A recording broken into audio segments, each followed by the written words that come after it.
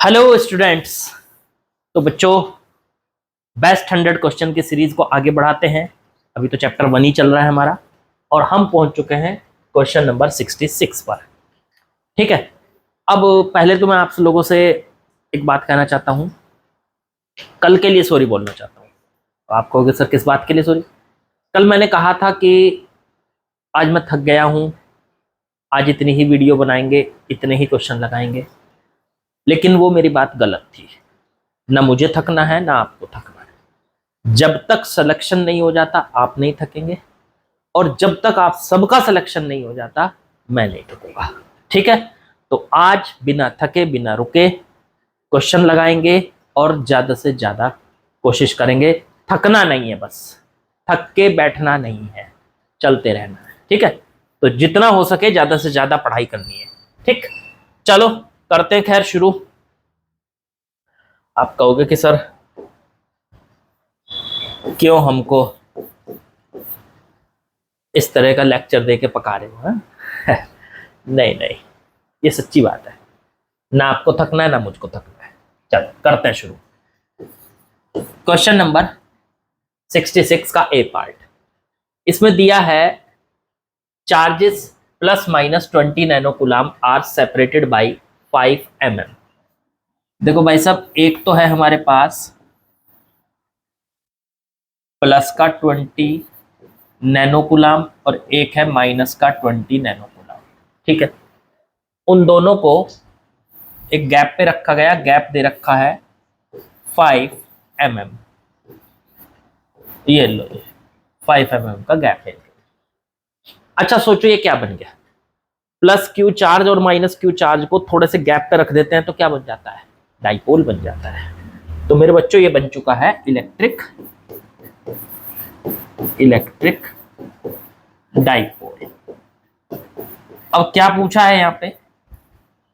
Calculate करो magnitude and direction of dipole moment.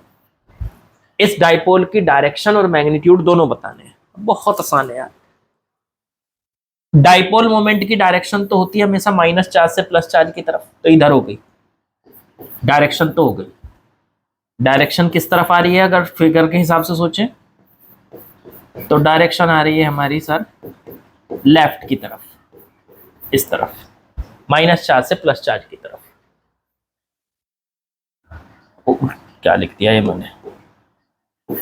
Left की तरफ। अब ठीक है, डायरेक्शन तो आ गई है बच्चों। अब है पी की वैल्यू, इलेक्ट्रिक डाइपोल मोमेंट की वैल्यू। डाइपोल मोमेंट की वैल्यू याद करो क्या होती थी? दोनों में से एक चार्ज को ले लो, चार्ज, और इनटू में उनके बीच का गैप। चार्ज कितना है? 20। साइन नहीं लेना, सिर्फ वैल्यू लेनी है।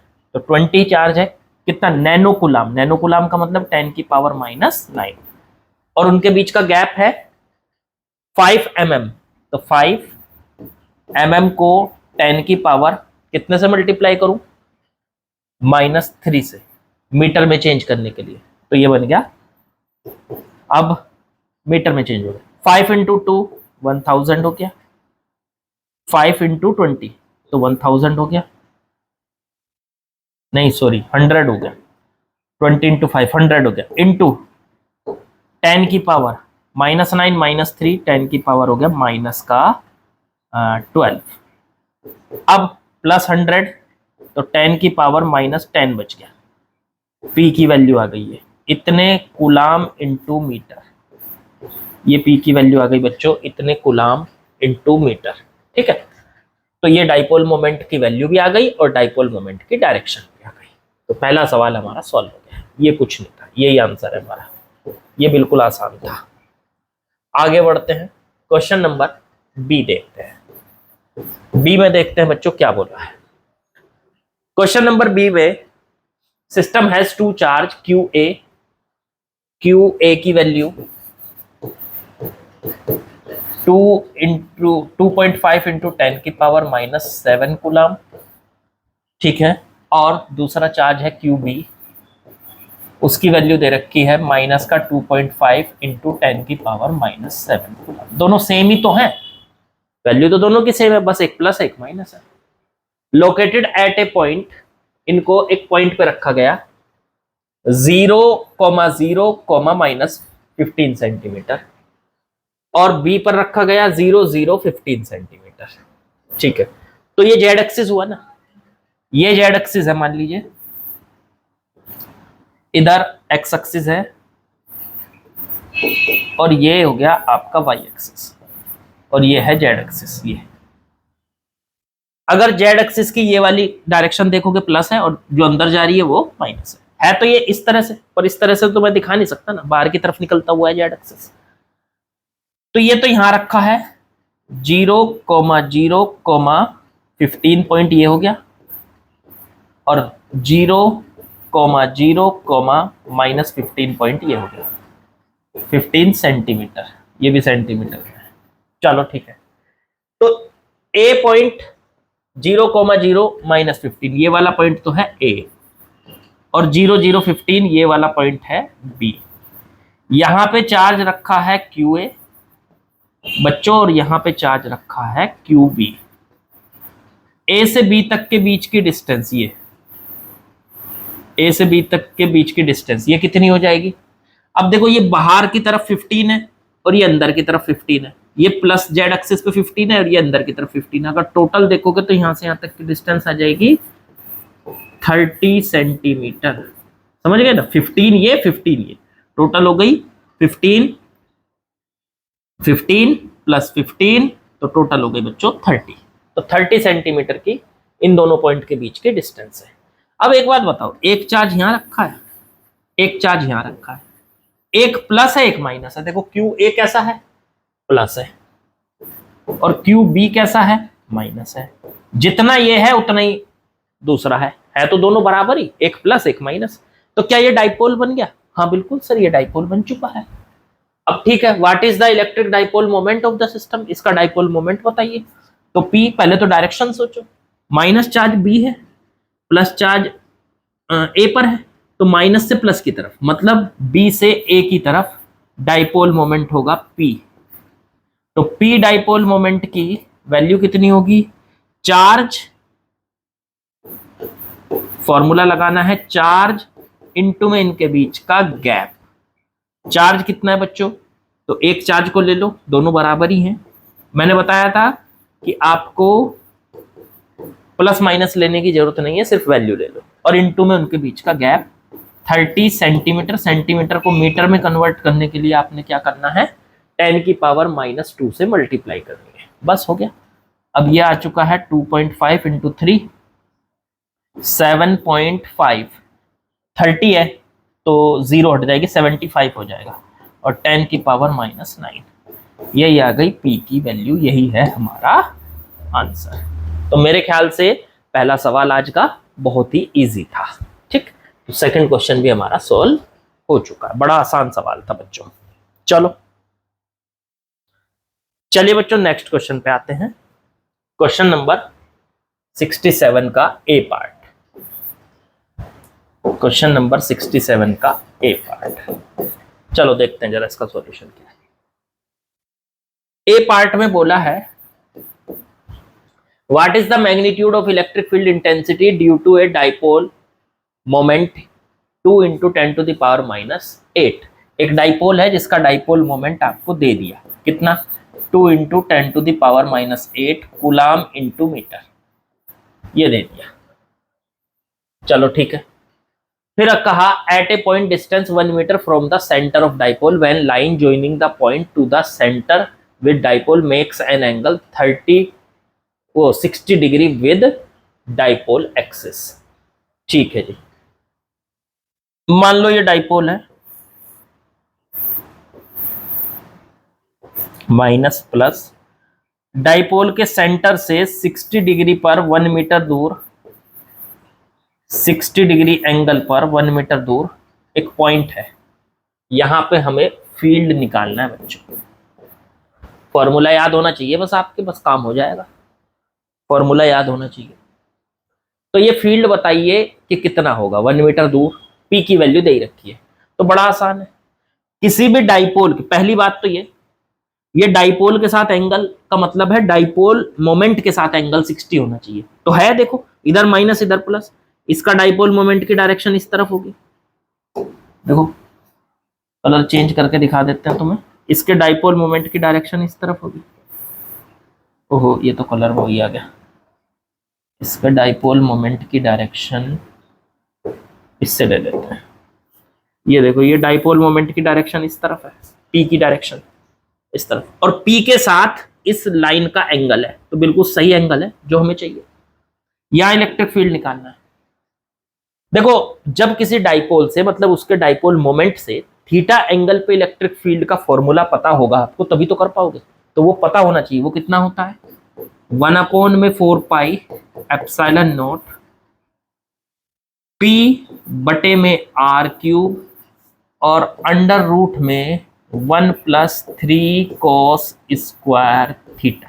ये होता है बच्चों 3 cos² थीटा, ये होता है। तो इसे लगाएं अगर, थीटा की वैल्यू है हमारे पास 1/4πε0 की वैल्यू हो गई 9 × 10⁹।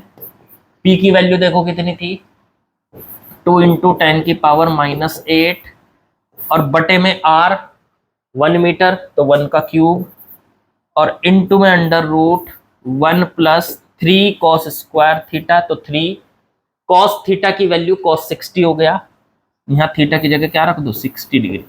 cos 60 कितना होता है, cos 60 नहीं पता आपको? अरे 1/2 यार, 1/2 और उसका कर दिया हमने स्क्वायर। चलो ठीक है, ये बन चुका 9 × 2 कितना हो गया 18 × 10⁻1 + 9 - 8 1 बचा। चलो अंडर रूट में नीचे 1 है, 1 से कोई फर्क नहीं पड़ता, 1 का क्यूब 1 ही हो गया नीचे। ये 1 प्लस ये कितना बचा 3 और इनटू में 1/2 का स्क्वायर करेंगे तो 3/4 आ गया ये। चलो एलसीएम ले लो इसका 18 × 10 180 हो गया। अंडर रूट में हो गया बच्चों, इसका इसके साथ एलसीएम ले लो 4 + 3 अंडर रूट 4 + 3 बटे में 4, तो ये आ गया 180 और इनटू में अंडर रूट 7 अलग बचा बटे में 4 + 3 का रूट तो 7 और 4 का रूट हो गया 2, 2 से इसको काट दो 90। आंसर आ चुका है 90/√7। ये आ गई ई की वैल्यू, इतने न्यूटन पर कूलम। यही है हमारा बच्चों आंसर। इसका मतलब इस किसी भी डाइपोल से थीटा एंगल पे कितना फील्ड है वो याद रखो इस फॉर्मूले से। बस ये फॉर्मूला याद है तो फिर कोई दिक्कत नहीं, फिर सब ठीक है, कोनो प्रॉब्लम नहीं है फिर अगर फॉर्मूला याद है तो। ठीक है, तो ये ध्यान रखना कि कितना होता है। चलो भाई हाँ बढ़ो आगे, बी पार्ट में आते हैं। इसमें दिया है an electric dipole with dipole moment 4 × 10⁻⁹ coulomb × metre is aligned at 30 degree with the direction of a uniform field of magnitude 4 × 10 की calculate magnitude of torque acting on dipole. ठीक है ठीक है ठीक है ठीक है। एक डाइपोल जो है इलेक्ट्रिक फील्ड के अंदर रखा है बच्चों, और क्या किस एंगल पे रखा देखो, इसने दिया है एन इलेक्ट्रिक डाइपोल। आसान आसान से सवाल चल रहे हैं अभी थोड़े बेसिक से। और डाइपोल का डाइपोल मोमेंट दे दिया कितना 4 × 10⁻⁹ कूलम × मीटर, ये दे रखा है। ठीक है, अब यहां से डाइपोल मोमेंट दे दिया। ठीक है, इसने कहा कि ये अलाइन है 30 डिग्री का। डाइपोल जो है इस तरह से है, 30 डिग्री का एंगल है, तो इधर प्लस इधर माइनस, माइनस से प्लस की तरफ डाइपोल की डायरेक्शन P, ये P हो गया और ये E हो गया, और दोनों के बीच में एंगल 30 डिग्री हो गया। टॉर्क बताइए, इलेक्ट्रिक फील्ड कितना है ये भी दे रखा है, कितना है तो 5 × 10⁴ न्यूटन पर कूलम, ये इलेक्ट्रिक फील्ड है। Calculate the magnitude of torque, तो टॉर्क का फॉर्मूला याद करो बच्चों, वो होता था PE sin थीटा, ये होता था। P की वैल्यू है मेरे पास 4 × 10⁻⁹, E की वैल्यू 5 × 10⁴, 10⁴, और इनटू में साइन थीटा मतलब साइन 30 डिग्री। साइन 30 की वैल्यू क्या होती है 1/2। तो 5 इंटू 4 20 हो गया, इंटू 10 की पावर -5 -9 + 4 और साइन 30 हो गया 1/2। 2 से इसको काट दो, 10 की मल्टीप्लाई करी तो 10 की पावर -4 न्यूटन इंटू मीटर। ये आ गया हमारा टॉर्क। तो ये बच्चों टॉर्क है और इसकी वैल्यू हमने आसानी से निकाल ली, पीई साइन थीटा से निकाल ली बच्चों। ठीक है, तो दोनों हो गए, बिल्कुल आसान था, कुछ नहीं। अभी तक थोड़े से बेसिक से ही क्वेश्चन चल रहे हैं कि डाइपोल को कहां से कैसे, कौन कौन से फॉर्मूले हैं, कैसे सॉल्व करना है। चलो चलिए, एक अच्छा सवाल, सवाल क्या दिया है पहले इसे पढ़ेंगे, थोड़ा सा और इसको बड़ा कर लेते हैं ताकि आपको बहुत अच्छे से नजर आए। चलो जी, सवाल क्या है, सवाल पढ़ते हैं फिर सॉल्व करते हैं। सवाल है 3 charges are placed as shown. 3 charges, 2 diagram है, उसमें 3 चार्ज रखे हैं, 3 इसमें रखे हैं, 3 उसमें रखे हैं। ठीक है, find the dipole moment of arrangement. इस अरेंजमेंट का डाइपोल मोमेंट बताइए। पहले तो एक बात सोचो, पहली फिगर को सोचो। पहली फिगर में, क्या पहली फिगर में आपको कोई डाइपोल नजर आ रहा है? नहीं सर। क्यों नहीं नजर आ रहा? क्योंकि सर ये माइनस क्यू है, ये भी माइनस क्यू है। एक प्लस होता एक माइनस होता तभी तो डाइपोल बनता। सही बात। यहां पे देखे सर ये प्लस है पर ये 2q है, ये -q है, इसमें भी डाइपोल नहीं बन रहा। डाइपोल के लिए क्या होना चाहिए? एक +q चार्ज होना चाहिए तो दूसरा -q होना चाहिए, मतलब एक प्लस एक माइनस, और होने चाहिए सेम, पहला भी q दूसरा भी q। अब इन दोनों को देखें तो एक प्लस एक माइनस तो है नहीं, दोनों माइनस है, ना तो यहां डाइपोल बन रहा है इन दोनों के बीच में, ना इन दोनों के बीच में बन रहा, क्योंकि ये 2q है, ये q है, ये q होना चाहिए था, ये q प्लस का होता तो तब यहां डाइपोल बन जाता। अगर थोड़ा सा दिमाग लगाया जाए तो डाइपोल यहां है, कैसे, वही सोचना है। ऐसे है, ये 2q है ना, इसको स्प्लिट कर दो, 2 हिस्सों में तोड़ दो।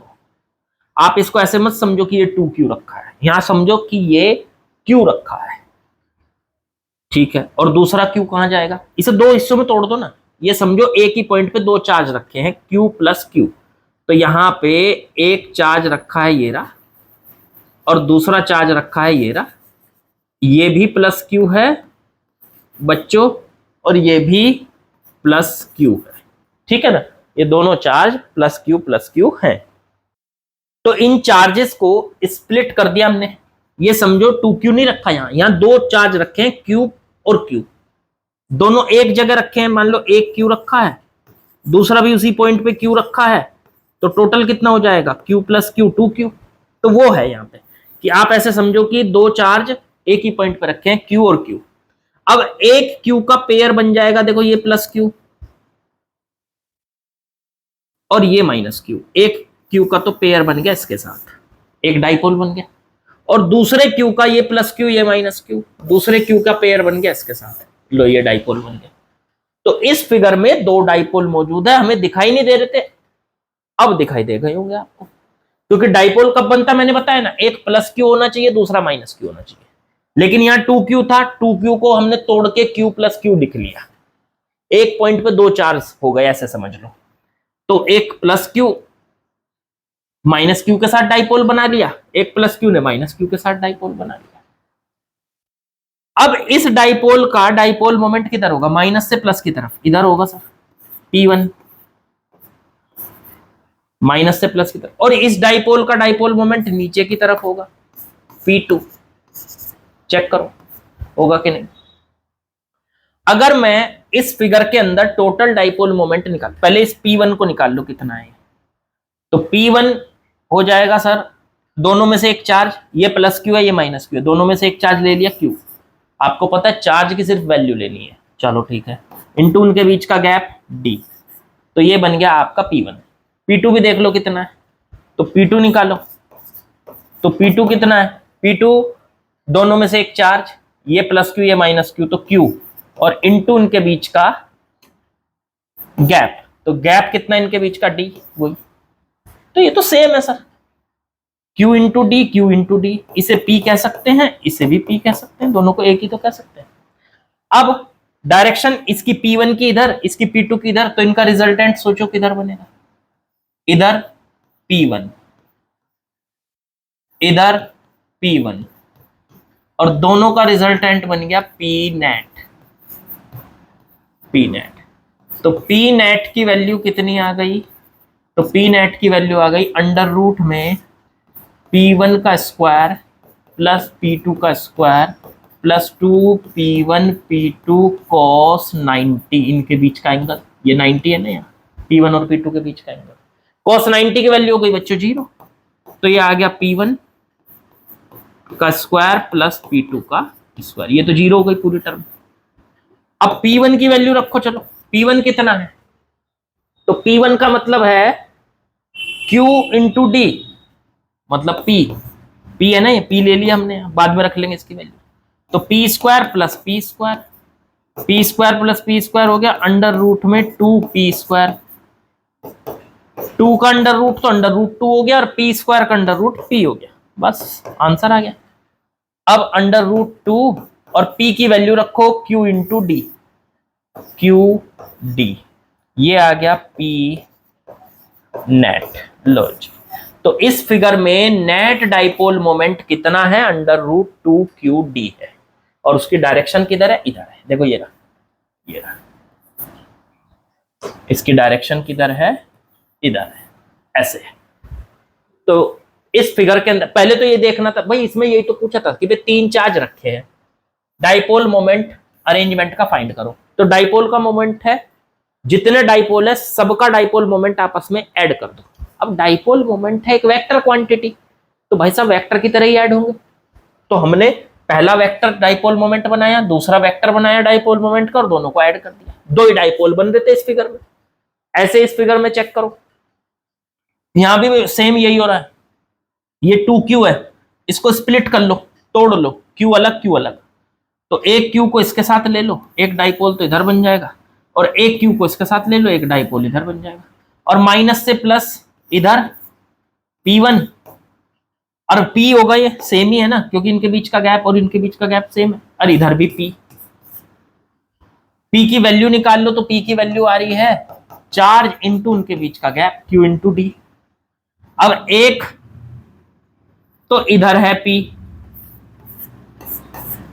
और एक इधर है P, ये P है, ये भी इधर P है, ये भी P है, और दोनों के बीच में एंगल देखो, यहां से इधर, यहां से इधर, और इनके बीच में एंगल देखोगे तो ये 60 डिग्री है, क्योंकि ये अंदर वाला एंगल 60 है, आमने सामने का एंगल 60 है, तो ये एंगल 60 है, तो 60 है, तो इन दोनों का जो रिजल्टेंट होगा P नेट, वो कितना होगा, तो फिर वही फॉर्मूला, इस बार एंगल क्या है, पिछले वाले में एंगल 90 था, यहाँ ये वाला, यहाँ पे 60 है, तो P नेट की वैल्यू आ जाएगी बच्चों अंडर रूट में P1 का स्क्वायर प्लस P2 का square plus 2P1 P2 cos 60। T1 की जगह क्या रखेंगे, P, P2 की जगह भी P की वैल्यू ये रही, Q इंटू डी बाद में रख देंगे, पहले रख दो P, तो P का स्क्वायर प्लस P का स्क्वायर सेम ही तो है दोनों, और प्लस 2P इंटू cos 60 की वैल्यू 1/2, 2 से 2 कट गया, P स्क्वायर और P स्क्वायर, तो 3P स्क्वायर का अंडर रूट, 3 का अंडर रूट अलग कर लो, P स्क्वायर का अंडर रूट P हो गया, आंसर आ चुका है अंडर रूट 3P की वैल्यू रख दो Q इंटू डी। तो इस फिगर के अंदर जो डाइपोल मोमेंट है वो टोटल कितना है, अंडर रूट 3QD, और किस डायरेक्शन में है, इस डायरेक्शन में, रिजल्टेंट देखो ये रहा रिजल्टेंट, इस डायरेक्शन में बच्चों, ठीक है। तो फिगर के अंदर आपको पता होना चाहिए कि किस तरफ P की वैल्यू बन रही है, मेरे साथ ख्याल से समझ में आ गया होगा आप लोगों को, ठीक है। चलो आगे बढ़ते हैं, चलिए क्वेश्चन नंबर 69 में आते हैं, समझते हैं बच्चों सवाल क्या दिया है। वैसे ब्लू कलर समझ में आ रहा है ना? हाँ समझ में आ रहा है, ठीक है। चलो जी, ये थोड़ा सा फिगर अच्छी सी नहीं बन रही। फिगर एक्चुअल में ये है, पहले पढ़ देता हूं। टू शॉर्ट डाइपोल्स, दो शॉर्ट डाइपोल हैं, आर प्लेस्ड परपेंडिकुलरली। देखो एक डाइपोल ऐसे रखा है और एक ऐसे रखा है, ठीक है, परपेंडिकुलरली रखे हुए हैं। चलो ठीक है, एज शोन इन फिगर, ठीक है। Find electric field and potential at large distance R. Electric field और पोटेंशियल निकालिए लार्ज डिस्टेंस आर पर। चलो बताते हैं आपको। बेसिकली ये दो डाइपोल हैं। फिगर कुछ ऐसे है, मैं इधर बना देता हूं। इधर तो हो गया एक डाइपोल ऐसे, इसका डाइपोल मोमेंट है 2p0। एक डाइपोल ऐसे रखा है, इसका डाइपोल मोमेंट है p0। और सेंटर से बच्चों x डिस्टेंस दूर, तो यहां से x डिस्टेंस दूर यहां पे पहुंच गए। एक लार्ज डिस्टेंस है, x है r डिस्टेंस दूर यहां पे एक पॉइंट है। तो यहां पे फील्ड बताना है और पोटेंशियल बताना। चलो पहले फील्ड की बात करेंगे, पोटेंशियल की बात बाद में करेंगे। याद करो ये फॉर्मूला, पहले इधर देखो। मान लीजिए कोई डाइपोल ऐसे रखा है, ये डाइपोल की डायरेक्शन है, मतलब डाइपोल मोमेंट की डायरेक्शन। तो इधर माइनस चार्ज होगा, इधर प्लस चार्ज होगा। तो माइनस से प्लस की तरफ ये डाइपोल की डायरेक्शन है। उसके सेंटर से परपेंडिकुलर आर डिस्टेंस पे जो फील्ड की डायरेक्शन होगी वो कितनी होगी? तो आप याद करो, ये इक्वेटोरियल लाइन हो गई ना, ये डाइपोल और ये उसकी इक्वेटोरियल लाइन। तो इक्वेटोरियल लाइन पे जो फील्ड होता है वो हमेशा डाइपोल मोमेंट के अपोजिट डायरेक्शन में होता है, मतलब नीचे की तरफ होगा। ये हो गया E1। तो ये जो पहले वाला डाइपोल है इसी को रख दो यहाँ। तो ये डाइपोल मोमेंट कितना है इसका? 2p0। तो 2p0 से r डिस्टेंस पे E1 कितना होगा? तो फॉर्मूला हमें पता है, k इंटू में p कितना है इसका? p रखो यहाँ पे 2p0 और बटे में सेंटर से इसकी डिस्टेंस पॉइंट तक की r3। ये आ गई E1 की वैल्यू बच्चों, ठीक है। अच्छा अगर डाइपोल ऐसे रखा हो, जैसे ये वाला रखा है, डाइपोल रखा हो ऐसे, ये डाइपोल है और इसके सेंटर से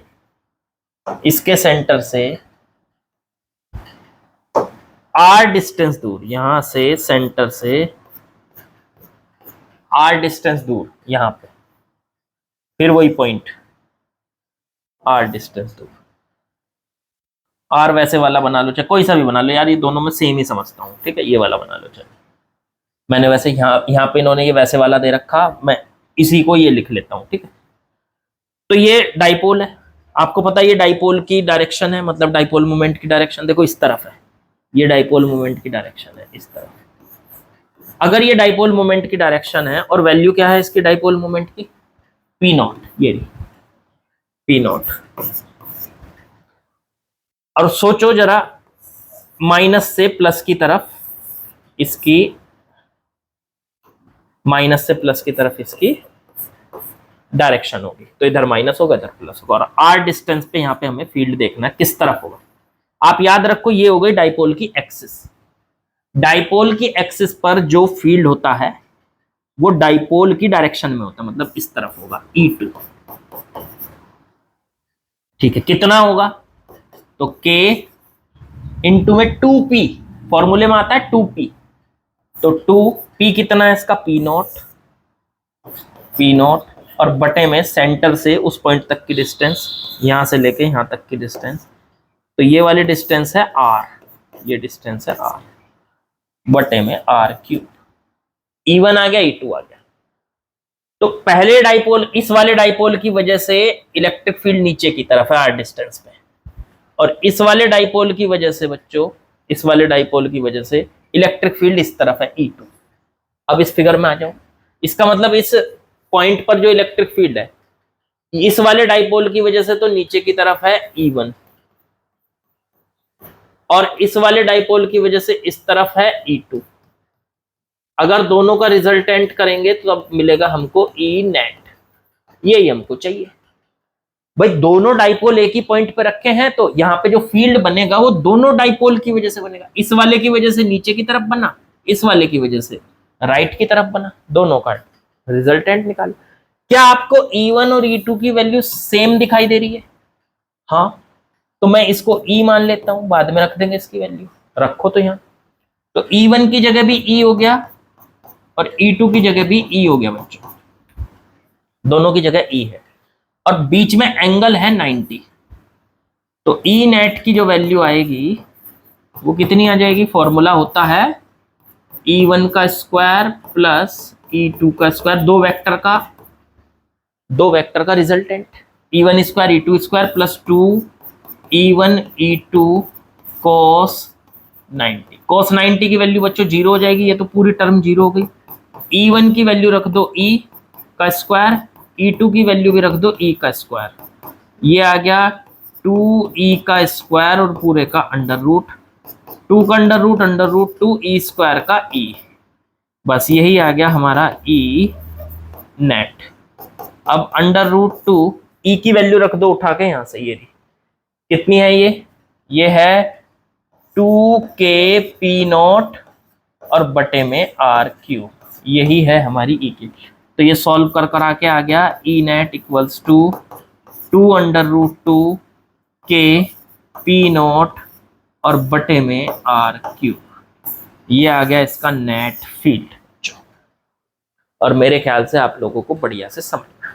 अच्छा, यहाँ पे पोटेंशियल भी पूछा है, पोटेंशियल के फॉर्मूले नेक्स्ट चैप्टर में आते हैं। यहाँ पे पूछा है पोटेंशियल, नेक्स्ट चैप्टर में जब करोगे ना तो इस क्वेश्चन को याद रखना, खुद से करना इस क्वेश्चन को, पोटेंशियल निकालना। वैसे वहां पे जो क्वेश्चन आएंगे मैं कराऊंगा, पर फिर भी इसे भी याद रखना, ठीक। चलो आगे बढ़ते हैं। चलिए नेक्स्ट क्वेश्चन पे आते हैं बच्चों, क्या बोला है सवाल में, समझते हैं जरा ध्यान से। सवाल में क्या बोला है ध्यान से समझना। N electric dipole is placed at origin, एक इलेक्ट्रिक डाइपोल है जो ओरिजिन पे रखा हुआ है, and is directed along x axis, और उसकी डायरेक्शन एक्स एक्सिस के अलोंग है। ठीक है जी, चलो ये रखा है, ये है ओरिजिन, मान लो O, और यहां पे रखा हुआ है एक डाइपोल और डायरेक्शन इसकी इस तरफ है, ये है जी आपका डाइपोल। थोड़ा सा मैं इसको ठीक कर देता हूं ताकि आपको दिखाई दे जाए, इसकी डायरेक्शन भी दिखाई दे जाए और ये भी दिखाई दे जाए। ये हो गया डाइपोल, इस तरफ रखा हुआ है, सेंटर इसका ओरिजिन पे है, यहां है, ओके। ये है डाइपोल। चलो आगे बढ़ो, क्या बोला है इसने, इसकी डायरेक्शन भी दे दी। अब इसने कहा the electric field is parallel to Y axis, electric field किस तरफ लगा हुआ है? वाई एक्सिस की तरफ लगा हुआ है। ठीक है जी, ये हो गया वाई एक्सिस, ये ओरिजिन है, ये हो गया इधर वाई एक्सिस, और इसी डायरेक्शन में लगा हुआ है इलेक्ट्रिक फील्ड। चलो जी ठीक है, ये भी। If OP makes an angle, OP मतलब P कहीं पे पॉइंट है जो थीटा एंगल पे है with x axis, find theta, okay. यहां पे P पॉइंट है कहीं, ये OP हो गया, O से P तक की डिस्टेंस, और O और P का एक्स एक्सिस के साथ जो एंगल है ये थीटा है। देखो इंफॉर्मेशन पढ़ लो, यही है कि नहीं। फील्ड लगा हुआ है E की तरफ और OP हो गया इस तरफ, makes an angle theta with x axis, theta find कीजिए। A point far away from the dipole, एक पॉइंट है जो the electric field is parallel to, अच्छा थोड़ा सा कंफ्यूजन हो गया। देखो इन्होंने क्या बोला है, फिर से सुनो। इसने बोला N electric dipole is placed origin, origin पे इलेक्ट्रिक डाइपोल रखा है, बिल्कुल रख दिया। डायरेक्टेड अलोंग एक्स एक्सिस, एक छोटी सी लाइन बुक पढ़ी नहीं हमने इसमें, उसकी वजह से गड़बड़ हो गई। तो यहां से लेके यहां तक का जो बोला वो मैंने ड्रॉ कर दिया। कि एक्स एक्सिस की डायरेक्शन में एक डाइपोल रखा है, ठीक है। एट ए पॉइंट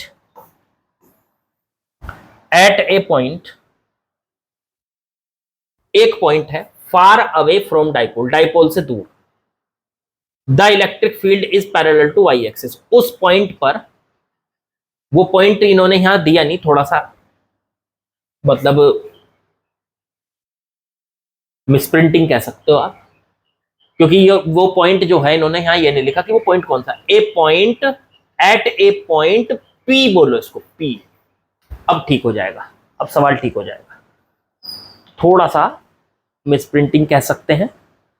अब पढ़ो, at a point P, P एक पॉइंट है far away from the dipole, dipole से दूर है वो। The electric field is parallel to Y axis, उस पॉइंट पर जो इलेक्ट्रिक फील्ड है वो वाई एक्सिस के पैरेलल है, तो इधर है ये फील्ड, ऐसे समझो, ठीक है ना। मैं क्या करता हूं इसको, हाँ चलो ठीक है, ये तो समझ में तो आ ही रहा है आपको। यहाँ पे जो इलेक्ट्रिक फील्ड है, नेट इलेक्ट्रिक फील्ड, डाइपोल का इलेक्ट्रिक फील्ड होगा ये इस तरफ है, चलो ठीक है, पी पॉइंट पर। चलो जी ठीक है, इतना तो ठीक है।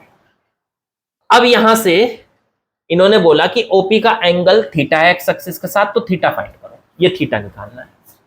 अच्छा एक बात सोचो, यहाँ पे इतना दिया है हमको कि इस पॉइंट पर जो फील्ड है वो इस तरफ है, ठीक है। पहली बात, यहाँ पे जो फील्ड होता है या किसी भी डाइपोल से, पहले बता देता हूँ आपको, मान लो ये डाइपोल है, ये डाइपोल का सेंटर है, यहां से आर डिस्टेंस पे जाके कोई पॉइंट है पी, यहाँ पे जो फील्ड होता है ये थीटा एंगल है, यहाँ पे जो फील्ड होता है उसकी डायरेक्शन क्या होती है, तो डायरेक्शन ऐसे नहीं निकलती, बेसिकली इसके कंपोनेंट निकलते हैं। मान लो ये डाइपोल है पी, तो इस डाइपोल के दो कंपोनेंट कर दो, एक तो हो जाएगा ये पी, थीटा के नीचे वाला हो जाएगा पी कॉस थीटा, तो इस डायरेक्शन में हो जाएगा ये बच्चों पी कॉस थीटा, और थीटा के परपेंडिकुलर हो जाएगा ऐसे P sine theta, P sine theta, तो पी कॉस थीटा और पी साइन थीटा। अब इस पी को भूल जाओ, इस डाइपोल के आपने दो हिस्से कर दिए, P cos theta P sine theta. ये जो पी कॉस थीटा है, इसकी वजह से यहां जो फील्ड होगा आर डिस्टेंस पे, ये तो पी कॉस थीटा की तो एक्सिस पे पड़ेगा ना, ये तो इसी डायरेक्शन में होगा। किसी भी डाइपोल की एक्सिस पे जो फील्ड की डायरेक्शन होती है, देखो ये जो डाइपोल है क्या है, पी कॉस थीटा, और इसी की डायरेक्शन में फील्ड होगा। जिस डायरेक्शन में एक्सिस पे, किसी भी डाइपोल की एक्सिस पर जब फील्ड निकालते हैं, तो जिस डायरेक्शन में उसका डाइपोल मोमेंट होता है उसी डायरेक्शन में ई होता है, इलेक्ट्रिक फील्ड होता है। तो यहाँ पे पी कॉस थीटा की डायरेक्शन में इलेक्ट्रिक फील्ड होगा, ये पी कॉस थीटा की वजह से इलेक्ट्रिक फील्ड हो गया E1 कह दो इसको। और जो ये पी साइन थीटा है इस डायरेक्शन में जो फील्ड होगा, अब देखो इस डाइपोल की परपेंडिकुलर एक्सिस पे फील्ड है, ये डाइपोल है और इसकी परपेंडिकुलर एक्सिस पे फील्ड है, तो उसकी जो डायरेक्शन होगी इस पी साइन थीटा के अपोजिट होगी, इस तरफ। तो ये होगी E2। इस हिसाब से वही काम यहां पे भी हो रहा होगा, बताओ ये हो रहा होगा कि नहीं। ये डाइपोल है, इस डाइपोल के दो हिस्से करे होंगे, तो यहां पे आपके दो फील्ड आ रहे हैं, इस वाले डाइपोल की वजह से तो इधर आएगा ये E1, और ये जो इसका पहला कंपोनेंट करा इधर, और एक कंपोनेंट ये हो गया इसका इधर, तो उसकी वजह से इस तरफ आ रहे होंगे, ये हो गया E2। तो इसका मतलब यहां पे अब इन दोनों का जो रिजल्टेंट दिया है वो दिया है E, ये दिया है E, और ये वाई एक्सिस के पैरेलल दिया है। अब वाई एक्सिस के पैरेलल है तो सिंपल सी बात है, ये अगर वाई एक्सिस के पैरेलल है तो जो एंगल इसके और इसके बीच में है वही एंगल इनके परपेंडिकुलर्स के बीच में भी होगा। देखो इसके और इसके, इस लाइन के और इस लाइन के बीच में एंगल थीटा है, तो इनके परपेंडिकुलर्स, इसका परपेंडिकुलर तो ये हो गया और इसका परपेंडिकुलर ये हो गया। देखो फिर से सुन लो, इसका परपेंडिकुलर तो ये हो गया और इसका परपेंडिकुलर ये हो गया, तो इनके बीच में ये एंगल थीटा होगा। अब ये थीटा तभी तो पॉसिबल है जब ये ई वाई की डायरेक्शन में है, अगर ये y की डायरेक्शन में ना होता तो फिर ये थीटा नहीं हो सकता था कभी, क्योंकि इस रिजल्टेंट e की डायरेक्शन तो कुछ भी हो सकती थी, थोड़ी सी इधर भी हो सकती थी, थोड़ी इधर भी हो सकती थी, जरूरी थोड़ी ये y की डायरेक्शन। अब y की डायरेक्शन में आ गया तो इस वजह से ये एंगल थीटा हो गया, ये दोनों एंगल बराबर हो गए। यहाँ पे इस फिगर के हिसाब से ये एंगल बराबर होगा। अब मैं क्या ये थीटा को निकाल सकता हूं? हाँ बिल्कुल निकाल सकता हूं। यहां से अगर मैं tan थीटा को निकालूं तो tan थीटा क्या आ जाएगा? परपेंडिकुलर बटे बेस E1 बटे में E2। क्या मुझे E1 पता है? हाँ मैं बहुत होशियार हूं, मुझे सब पता है। अरे भाई ये P cos थीटा की वजह से जो E1 की वैल्यू होगी, ये तो इसकी किस पे पड़ रहा है? ये पड़ रहा है सर इसकी एक्सिस पे। तो एक्सिस पे फॉर्मूला क्या होता है पर फील्ड का? K इंटू में 2P। एक्सिस पे होता है 2P। P कितना है? ये P cos थीटा, क्योंकि इसकी एक्सिस पे है ना, इसकी एक्सिस पे। तो P cos theta 2P cos theta बटे में R3। अब निकाल लो E2। E2 ये रहा, तो E2 बराबर हो गया इस तरफ, तो ये हो जाएगा K इंटू में, अब है P साइन थीटा, ये इसकी परपेंडिकुलर एक्सिस पे। परपेंडिकुलर का फॉर्मूला क्या होता है? के पी बटे आर क्यूब। P कितना है? P साइन थीटा, तो P साइन थीटा और बटे में आर क्यूब। क्या करें? इक्वल रख दो वहां पे। चलो E1 E2 की वैल्यू रख दो, तो ये tan थीटा इक्वल्स टू आ गया यहां से E1 की वैल्यू K इंटू में 2P cos थीटा बटे में आर क्यूब, और E2 की वैल्यू हो गई K इंटू में P साइन थीटा बटे में आर क्यूब। एक काम करो भाई, आर क्यूब से आर क्यूब कैंसिल, P से P कैंसिल, K से K कैंसिल, tan थीटा बराबर आ चुका है। अब ये तो यहां जाएगा, ये यहां जाएगा, ऊपर बचा 2 cos थीटा और बटे में नीचे बचा बच्चों साइन थीटा। बताओ यही बच रहा है कि नहीं? हाँ ठीक है सर। अब एक काम करो, अगर मैं इसको 2 cos थीटा को इस नीचे साइन थीटा के बटे में ले जाऊं, साइन थीटा बटे cos थीटा, ये ले जाऊं, तो साइन थीटा बटे cos थीटा क्या बन जाएगा? tan theta. तो ये बन गया 2 बटे tan थीटा। सॉल्व हो के आ गया ये tan थीटा बराबर 2 बटे tan थीटा। इसकी इधर मल्टीप्लाई कर लो, tan स्क्वायर थीटा बराबर 2, tan थीटा की वैल्यू आ गई √2, तो थीटा आ गया बच्चों tan इनवर्स √2। यही हमारा आंसर है, यही हमारा आंसर है। बहुत अच्छे, बहुत अच्छे, एकदम आसान। ठीक है, और जब सॉल्व किया करो ना, पहले वीडियो पॉज करके खुद से किया करो, देखा करो कि आप कहाँ अटक रहे हो, और तब फिर सॉल्यूशन देखो। और धीरे लगे तो 1.5x 2x जिसमें मर्जी हो देखो। चलो चलिए क्वेश्चन नंबर 71 पे आते हैं बच्चों। देखते हैं आखिरकार क्या हमसे कैलकुलेट कराना है इसको। Find out the angular frequency. Angular frequency क्या होती है? ओमेगा। ओमेगा को फाइंड करना है। चलो ठीक है। Of the dipole when it crosses the mean position. ये डाइपोल रखा है, ये जब मीन पोजीशन को, मतलब ऐसे घूम के यहाँ आ जाएगा, ऐसे ऐसे घूमेगा, ये होगी इसकी मीन पोजीशन। जब ये घूम के यहाँ आ जाएगा, ये मीन पोजीशन, फिर इधर जाएगा और ऐसे ऐसे घूमता रहेगा, ऐसे ऐसे एसएचएम करता रहेगा ये एसएचएम। पहली बात तो ये ऐसा क्यों कर रहा है?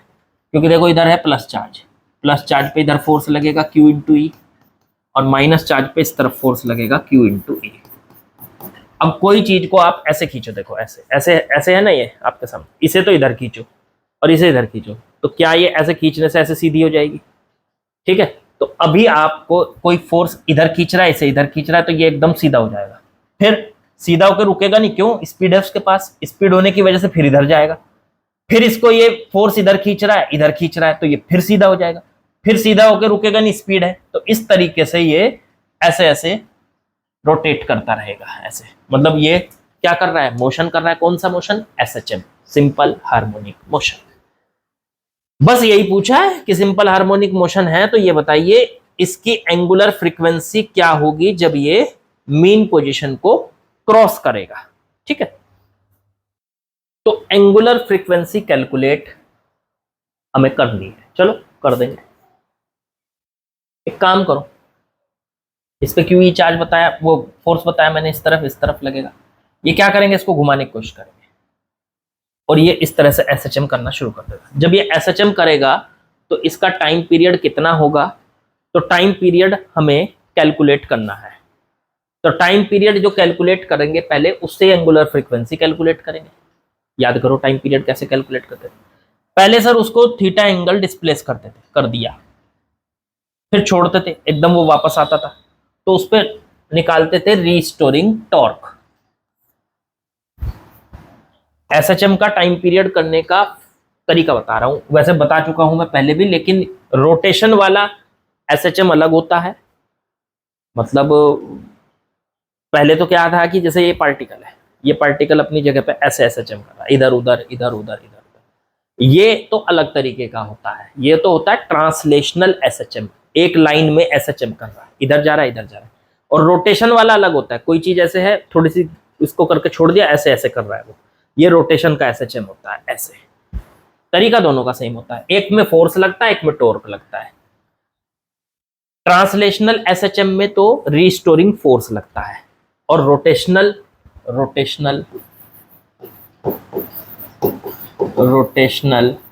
एसएचएम के अंदर लगता है रीस्टोरिंग टॉर्क। तो वो कितना होगा जी, वो निकाल लो। चलो रीस्टोरिंग टॉर्क निकालते हैं। तो टॉर्क तो आपको पता ही है, जब इसे थीटा एंगल पे लेके जाएंगे तो इस पे टॉर्क लगेगा, tau is equal to P E sine theta. इसे थीटा कह रहा हूं, बाद में इसकी अगर जरूरत पड़ी तो वैल्यू रख लेंगे, तो पी ई साइन थीटा रख लेंगे। अब टॉर्क निकाल दिया, तो यहां से फिर निकालते हैं, पहले निकालते हैं रीस्टोरिंग टॉर्क। ये कैसा टॉर्क है, रीस्टोरिंग टॉर्क। फिर इसके बाद निकालते थे उसका restoring angular acceleration, restoring angular acceleration. तो रीस्टोरिंग एंगुलर एक्सेलरेशन को हम अल्फा से रिप्रेजेंट करते थे। वो क्या होता था, टॉर्क बटे में मोमेंट ऑफ इनर्शिया। टॉर्क तो है पी ई साइन थीटा, और बटे में मोमेंट ऑफ इनर्शिया क्या होता है, मोमेंट ऑफ इनर्शिया क्या होगा इसका, तो मोमेंट ऑफ इनर्शिया होगा इनका मास की भी जरूरत पड़ेगी, वैसे ये बताऊं सही, ये क्वेश्चन जो है ना इन्होंने गलत दे रखा है। क्यों सर, मास तो दिया नहीं यहाँ, इसका मतलब इन्होंने ये एंगुलर फ्रीक्वेंसी वर्ड गलत लिख रखा है। ये एंगुलर फ्रीक्वेंसी नहीं जानना चाह रहे हैं, एंगुलर फ्रीक्वेंसी अलग चीज होती है, ये जानना चाहते हैं एंगुलर वेलोसिटी। ये एंगुलर वेलोसिटी बिल्कुल अलग चीज है, एंगुलर फ्रीक्वेंसी बिल्कुल अलग चीज है। एंगुलर फ्रीक्वेंसी एसएचएम करते हुए पार्टिकल के पास होती है, और एंगुलर वेलोसिटी घूमते हुए पार्टिकल के पास होती है। तो ये बिल्कुल अलग चीज है। ये जिस भी बुक से मैंने लिया है उस बुक में ये क्वेश्चन में ये वर्ड में गलती है, एंगुलर फ्रीक्वेंसी नहीं, एंगुलर वेलोसिटी। क्योंकि यहाँ पे मास नहीं दिया तो उससे मैंने आइडिया लगाया, फिर थीटा दिया, थीटा की हमें जरूरत ना पड़ती, यहाँ पे थीटा दे रखा है 37। तो इसका मतलब ये है कि ये कैलकुलेट कराना चाहते हैं angular velocity, not angular frequency. ठीक है, फिर भी हम अगर इसका मास m मान ले सर, मान लो ये एंगुलर फ्रीक्वेंसी निकालने का ही फार्मूला, मतलब एंगुलर फ्रीक्वेंसी निकालने का ही सवाल होता तो कैसे करते हैं, तो फिर I निकालते, इसका मास लेते m, और सेंटर से ये कितनी दूर है L, ये वाला L, तो इनका लेते मोमेंट ऑफ इनर्शिया। इस वाले का मोमेंट ऑफ इनर्शिया हो जाता मास, और इनटू में सेंटर से इसकी डिस्टेंस L स्क्वायर, फिर प्लस दूसरे वाले का कितना होगा, दूसरे वाले का भी मास m, और इनटू उसमें सेंटर से उसकी डिस्टेंस L स्क्वायर। तो ये आ जाएगा alpha is equal to P E sine theta बटे में 2ml² बच्चों, 2ml²। ठीक है ना।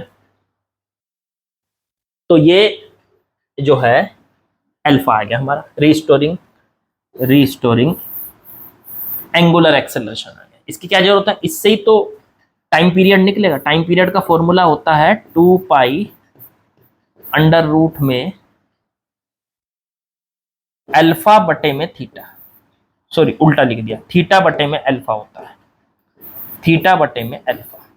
चलो 2π में थीटा बटे में अल्फा की वैल्यू ये निकाल ली आपने, पीई साइन थीटा और बटे में 2ml² ऊपर चला जाएगा, 2ml²।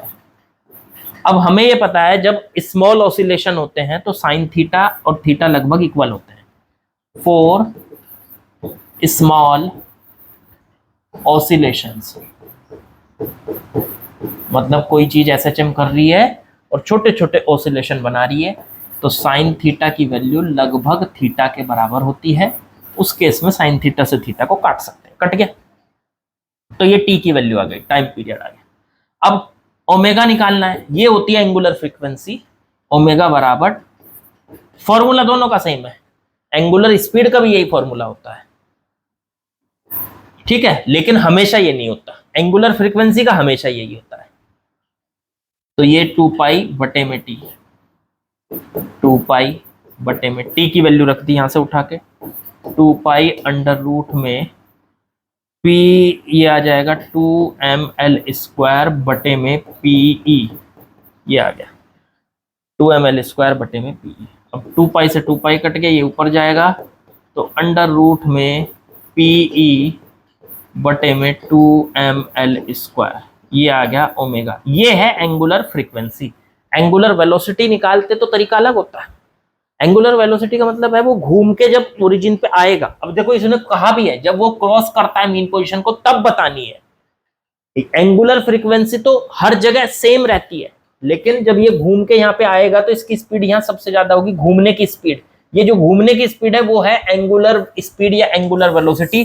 पूछी तो वो थी, लेकिन ऑथर ने ध्यान नहीं दिया, या फिर गलती हो गई होगी, किसी भी वजह से गलती हो सकती है।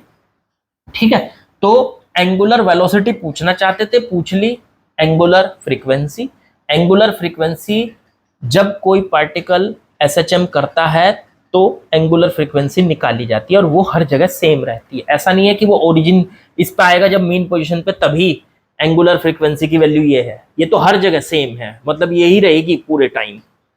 ठीक है, एंगुलर फ्रीक्वेंसी नहीं बदलती है, ये है ओमेगा की वैल्यू एंगुलर फ्रीक्वेंसी। लेकिन एंगुलर स्पीड जो होती है वो भी ओमेगा होती है। वो जब ओरिजिन पे आएगा तब मैक्सिमम होगी, जब इधर जाएगा घूम के तब जीरो हो जाएगी, फिर इधर आएगा घूम के इतना जाएगा फिर जीरो हो जाएगी, फिर ओरिजिन पे आएगा मतलब फिर मेन पोजीशन पे आएगा फिर मैक्सिमम होगी। वो इस तरह से होती है। ठीक है, तो हमें जो निकालना था वो हमने कर लिया। तो मेरे ख्याल से आप लोगों को बहुत बढ़िया से ये समझ में आ गया होगा। तो बच्चों इस टॉपिक के जो सवाल हैं वो सारे के सारे हमने लगा लिए, सारे क्वेश्चन कर लिए। ठीक है, अब हम कल जो शुरू करेंगे वो नया टॉपिक शुरू करेंगे। ठीक, तो प्रैक्टिस करते रहिए, प्रैक्टिस के बिना कुछ नहीं होने वाला है। मैं बार बार कह रहा हूं, कुछ भी छोड़िए, प्रैक्टिस मत छोड़िए। मैं ये कह रहा हूं हर चीज छोड़िए, प्रैक्टिस मत छोड़िए। ठीक है, तो प्रैक्टिस करते रहिए, प्रैक्टिस ही आपको रिजल्ट प्रोवाइड करेगी। ठीक है, बाकी लाइक शेयर सब्सक्राइब ये तो कर ही दीजिएगा, ये साइड में रख लोगे तो भी यार कर दोगे, है ना। मैं तो ज़्यादा कहता ही नहीं हूँ, लास्ट में आके कहता हूँ। शुरू से आखिर तक कोई बकवास नहीं करता मैं, मुझे पसंद ही नहीं है। टाइम आप लोगों का बहुत ज़्यादा इंपॉर्टेंट है, मैं आप लोगों का 1 मिनट भी ख़राब नहीं करना चाहता। बाकी लाइक शेयर सब्सक्राइब के लिए बस 10 सेकेंड लेता हूँ, वो आप कर दो। ठीक है, चलिए बाकी कल करेंगे।